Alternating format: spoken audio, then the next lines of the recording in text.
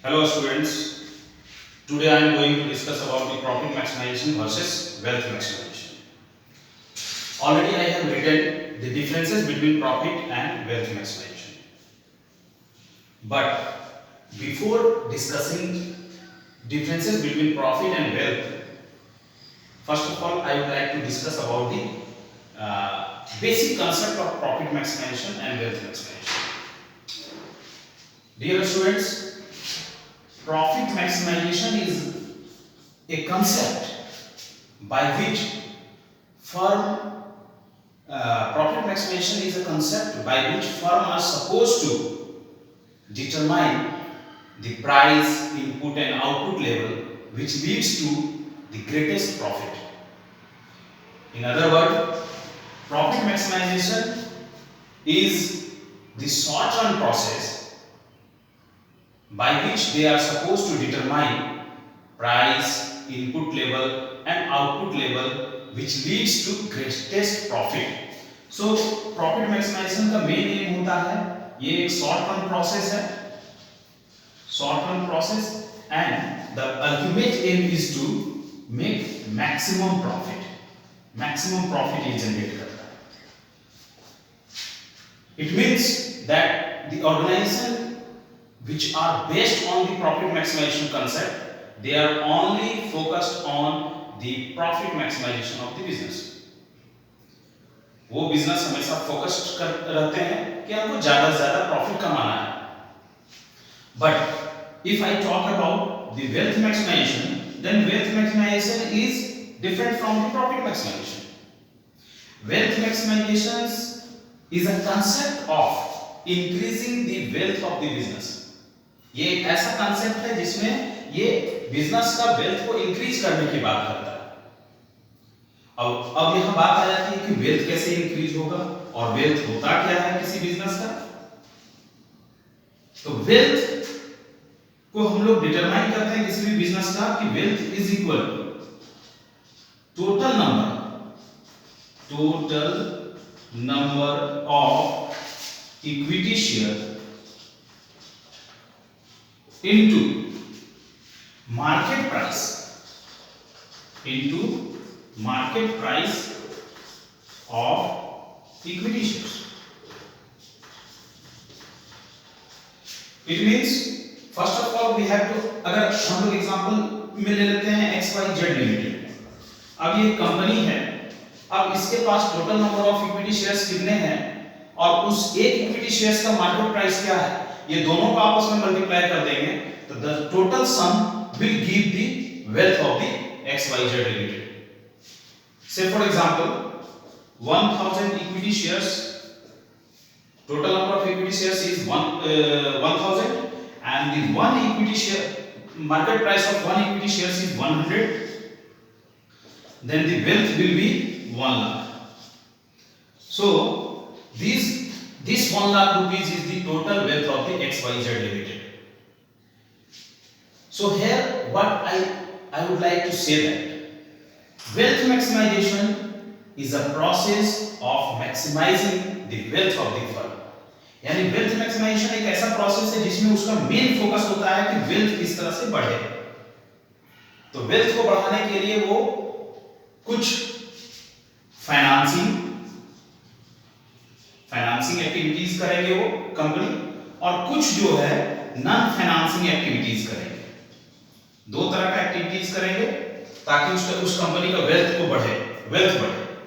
तो वेल्थ बढ़ाने के लिए financing as well as non financing activities पे काम करेंगे. फाइनेंसिंग में हो गया जैसे प्रॉफिट को बढ़ाने का क्या क्या तरीका होगा उस पे काम करेंगे.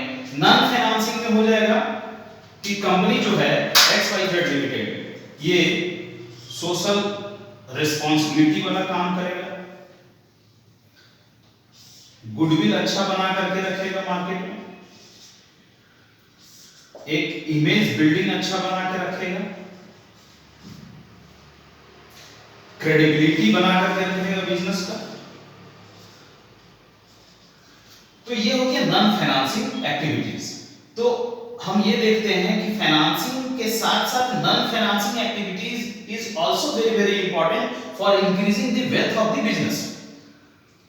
अगर सिर्फ वो प्रॉफिट कमाता चला जाए और वो अगर चाहेंगे कि हमारा वेल्थ बढ़ जाए तो समहाउ कुछ हद तक बढ़ेगा, लेकिन जो एक हम लोग बोल सकते हैं कि टोटल और एक जो ओवरऑल जो डेवलपमेंट होगा वो नॉन फाइनेंशियल एक्टिविटीज से, जैसे ये बिजनेस कितना कॉर्पोरेट सोशल रिस्पांसिबिलिटी का काम कर रहा है, इसका गुडविल मार्केट में कैसा है, इसका इमेज कैसा है, ये किस तरह का क्रेडिबिलिटी का काम करता है, ये कुछ नॉन फाइनेंशियल एक्टिविटीज भी है जिसपे अगर ये काम करे तो मार्केट प्राइस जो होता है इक्विटी शेयर्स का वो बढ़ना शुरू हो जाता है।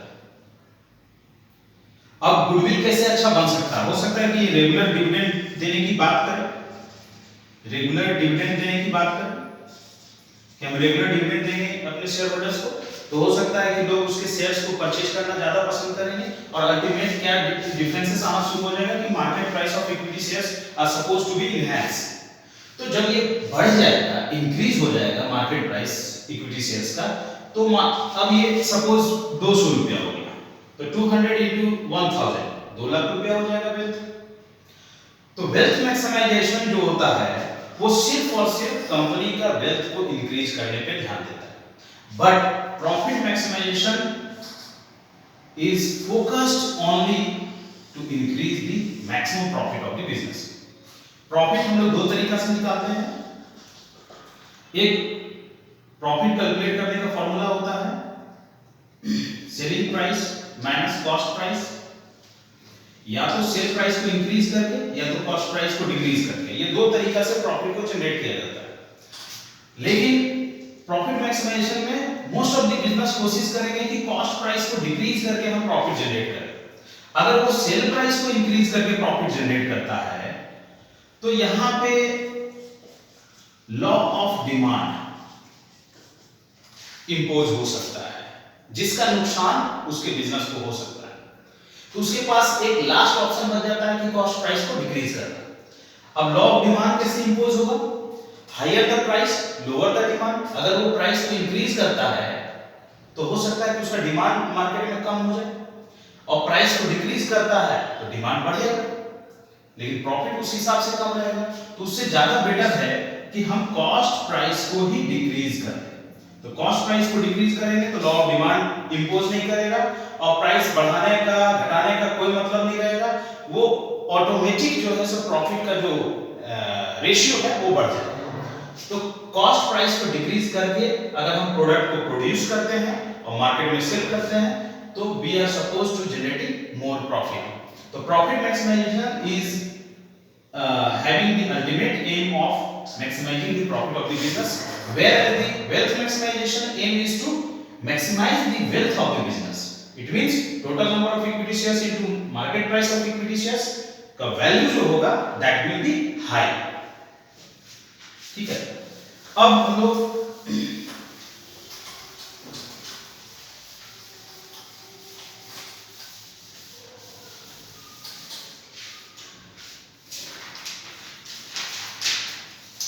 अब जैसे प्रॉफिट मैक्सिमाइजेशन है, अब इसका कुछ फीचर्स है। ये फीचर्स क्या है?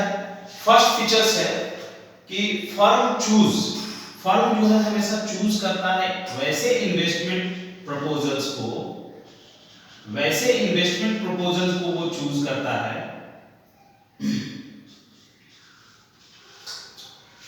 वैसे इन्वेस्टमेंट प्रपोजल को चूज करता है जो शूट करता है मैक्सिमम प्रॉफिट को, और जो इन्वेस्टमेंट प्रपोजल ज्यादा से ज्यादा प्रॉफिट दे उसको सेलेक्ट करते हैं और जो कम प्रॉफिट दे उसको रिजेक्ट करते हैं।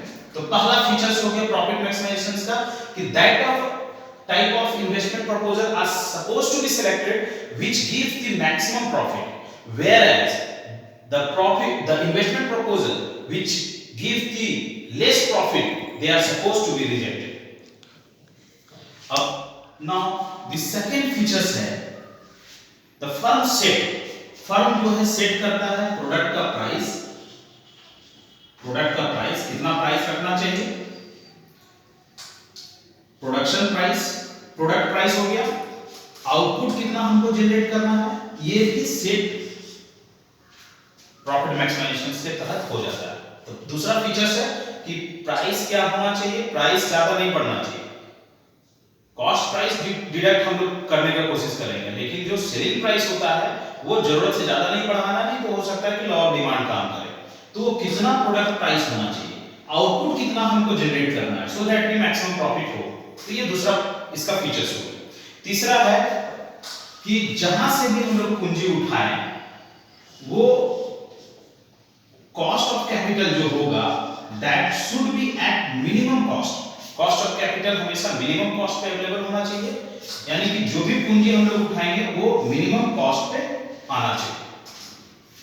अब इसके कुछ फेवरेबल आर्गुमेंट्स भी हैं। ये तीन फीचर्स हम लोगों को समझ में आ गए कि इन्वेस्टमेंट प्रपोजल्स, वैसे इन्वेस्टमेंट प्रपोजल्स को हमको सेलेक्ट करना चाहिए जो मैक्सिमम प्रॉफिट दे। दूसरा इसका फीचर्स है कि प्रोडक्ट प्राइस और आउटपुट लेवल को सेट करें जो कि वो मैक्सिमम से मैक्सिमम प्रॉफिट हमको दे। कॉस्ट ऑफ कैपिटल, जहां से भी पूंजी हम लोग उठाएंगे that should be at minimum level. अब हम लोग आ जाते हैं फेवरेबल प्रॉफिट मैक्सिमाइजेशन में कुछ फेवरेबल पॉइंट हैं। वो है favourable point, it is a true measure of financial stability. सही बात है। फर्स्ट है इट इज अ ट्रू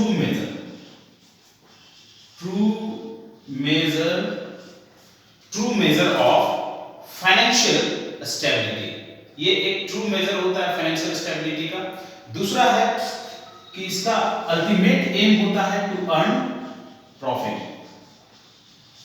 ये सिर्फ और सिर्फ प्रॉफिट कमाना पसंद करता है। तीसरा है कि प्रॉफिटेबिलिटी, इसका कहना है कि प्रॉफिटेबिलिटी जो है, प्रॉफिटेबिलिटी वो मीट्स करता है ऑल नीड्स। ये सारा नीड्स को जो है मीट करता है। तो इनके जो है फेवरेबल पॉइंट्स देखने को मिल गए कि ट्रू मेजर करता है, सही मेजर करता है प्रॉफिटेबिलिटी का। इसका मेन एम होता है कि प्रॉफिट जनरेट करना। तीसरा इसका है कि profitability meets all the needs. अब हम लोग आ जाते हैं वेल्थ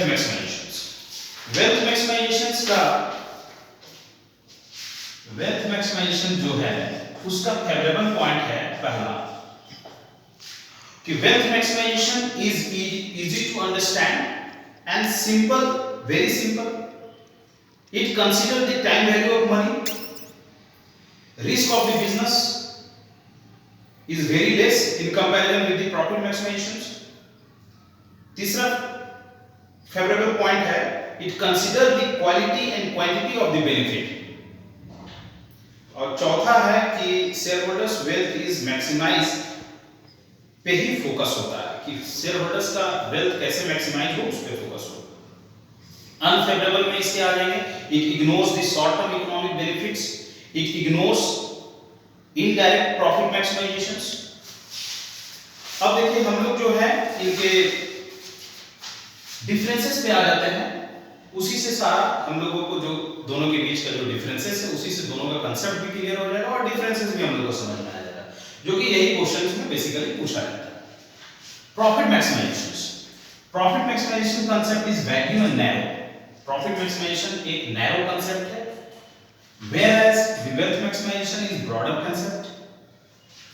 पहला डिफरेंसेस ये हो गया। दूसरा डिफरेंसेस है it takes profit maximization takes into consideration of short term project. Profit maximization हमेशा शॉर्ट टर्म प्रोजेक्ट को कंसीडर करता है, whereas the wealth maximization take into consideration of long term project. Third number है कि profit maximization is short run survival of the firm.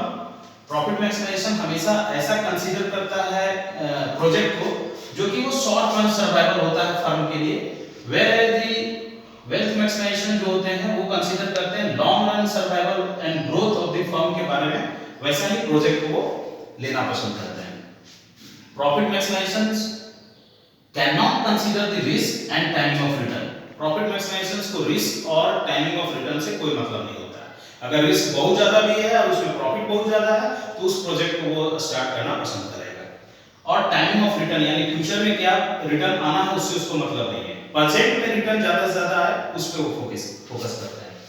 Whereas the wealth maximization it can consider the risk and timing of return, but ये risk को भी consider करता है और timing of return को भी कंसीडर करता है।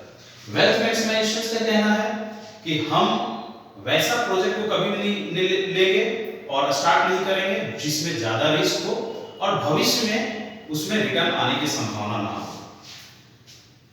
Profit maximization fail to consider the social responsibility of the business. जो बिजनेस प्रॉफिट मैक्सिमाइजेशन पे बेस्ड होते हैं वो कभी भी सोसाइटी के बारे में नहीं सोचते हैं, उनका डेवलपमेंट के बारे में नहीं सोचते हैं, जो कि ऑलरेडी मैंने डिस्कस किया था नॉन फाइनेंसिंग एक्टिविटीज। तो नॉन फाइनेंसिंग एक्टिविटीज पे ये काम नहीं करता है। Whereas the wealth maximization जो है वो social responsibility of the business पे कंसीडर करता है, मतलब कि नॉन फाइनेंसिंग एक्टिविटीज पे ये काम करता है। जैसे हो गया आपको गुडविल बनाना, फिर लोगों का वेलफेयर के लिए कुछ एक्टिविटीज करना, जो उसके शेयर होल्डर्स हैं उसको रेगुलर डिविडेंड पेमेंट करना, तो ये सब सारा चीज इसमें आता है। लास्ट वन है कि profit maximization may cause to decrease in share price. Profit maximization के सारे एक्टिविटीज के वजह से इसके जो शेयर होल्डर्स हैं उनका शेयर प्राइस हमेशा डिक्रीज होता है। Whereas the wealth maximizations के जो सारे एक्टिविटीज हैं इनके वजह से इनका शेयर प्राइस हमेशा इंक्रीज होता है। तो my dear students, here the 6 differences are given of between profit maximization and wealth maximization. So I hope that all of you have been understand. So thank you very much.